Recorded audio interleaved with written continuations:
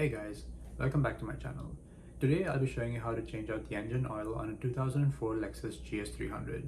The process is very similar for any car with a 2JZ-GE engine, such as the first generation Lexus IS 300, a second generation Lexus GS 300, or a naturally aspirated Toyota Supra. The tools and parts you'll be needing are a ratchet with a 14mm socket for the oil drain plug, a torque wrench, a plastic pry tool in case your old gasket is stuck to the oil pan while removing your drain bolt.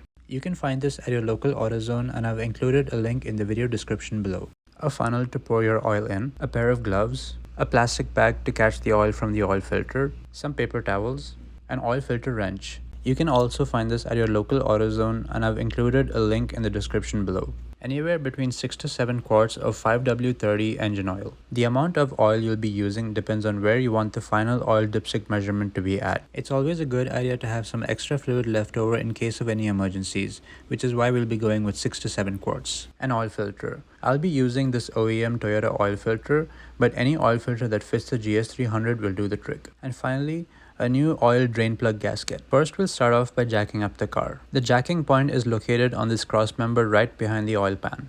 You can place your jack stands on the frame rails as shown in the picture. Once your car is secure on the jack stands, pump the jack again so that it meets the jacking point without raising the car. This will serve as an additional safety measure in case your jack stands fail. Give the car chassis a good wobble to make sure that the car is completely secure. Now we can go ahead and start draining the oil. The oil drain plug is located towards the passenger side of the car. Slide a fluid container under the oil drain plug location. Before you start draining, it's helpful to unscrew the oil filler cap, as this helps the oil drain a little faster. The oil drain plug requires a 14mm socket. It shouldn't be on too tight, so breaking it loose is pretty straightforward.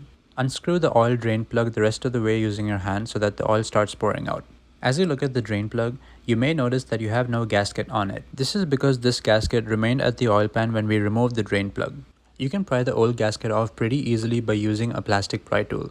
Avoid using anything metallic or very sharp to do this, as this may gouge the mating surface between the drain plug and the oil pan.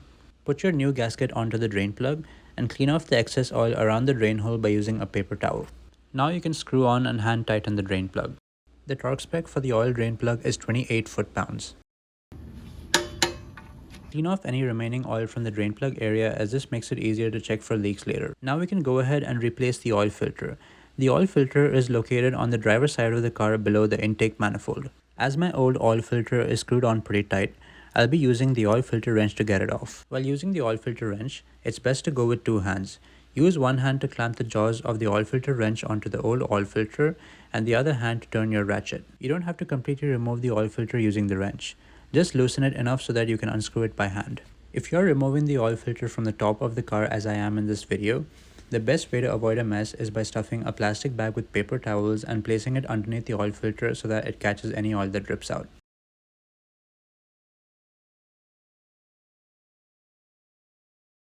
After you remove the filter, inspect it carefully to make sure that this black rubber gasket is present around the lip. If it is absent, that means the oil gasket may have remained on the oil filter union housing when you remove the oil filter. It needs to be removed, as this may lead to double gasketing and oil leaks down the line. Before you install your new oil filter, make sure to lubricate the rubber gasket by rubbing some motor oil on it. When you screw on your new filter, it is sufficient to hand tighten it. Clean off any excess oil from below the oil filter by using a paper towel. We can now lower the car back to the ground. Jack the car a little higher to allow you to remove the jack stands from underneath the car, and then lower it slowly back to the ground. While pouring our new engine oil in, we will start with 5 quarts of oil so that we can start the car with a safe amount of oil. An interesting point to note is that there is a baffle in the oil filler cap, which makes it very easy for the oil to splash out while pouring in. So make sure to pour slowly and not too fast. Replace the oil filler cap and check the drain plug area under the car to see if there are any leaks. We can now go ahead and start the car up. While starting the car, monitor the dash for both the oil level lamp and the oil pressure lamp. The oil level lamp should turn off immediately, whereas the oil pressure lamp should turn off a few seconds after you start the car. Now that the oil is pressurized and flowing in the engine, check underneath the car again for any leaks in the oil pan or the oil filter area. We can now take the car on a short drive. After your drive, pop the hood and check the oil level on the dipstick. As you can see, the oil level is just above the lower dot on the dipstick. It is always recommended to add some more oil so that the oil level is higher between the two dots. The owner's manual for the car tells you the amount of oil that you need to add to raise the level on the dipstick from the lower dot to the higher dot. Remember that this is only an approximate figure, so to be on the safe side and avoid overfilling, we're gonna be adding 1.2 more quarts of oil. As long as you don't overfill by more than roughly half a quart, you will be good.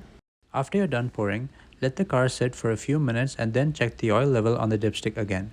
As you can see, the level is just below the upper dot and we are good to go. So that brings us to the end of this video. If you found it helpful and would like to see more of my content, make sure to hit the like and subscribe button below as I make new videos every week. Thanks for watching and I'll see you next time.